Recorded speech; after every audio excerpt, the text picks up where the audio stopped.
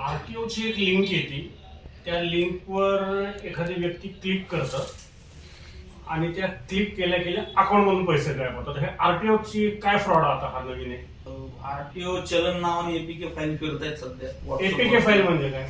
APK file म्हणजे application file असते जी WhatsApp वरती हे फ्रॉस्टर पाठवतात युजर्सला. आणि ऑब्विसली की आरटीओचं चलन पेंडिंग आहे या विचारांनी लोक त्याच्यावरती क्लिक करतात, पण त्याच्या मागचं काय बॅकग्राऊंड चेक करत नाहीत, ते लेजिटिमेट आहे की नाही.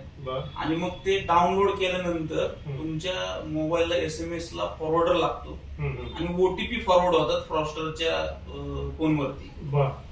आता हे याच्यामध्ये काय आहे की application file third party download करू नये ही जनरल प्रॅक्टिस आहे. तरी लोक त्याच्या भीतीला बळी पडून किंवा ती गोष्ट व्हेरीफाय न करता, व्हॅलिडेट न करता ते डाउनलोड करतात आणि मग SMS फॉरवर्डर लागून अकाउंट मधनं पैसा जाताना दिसतोय.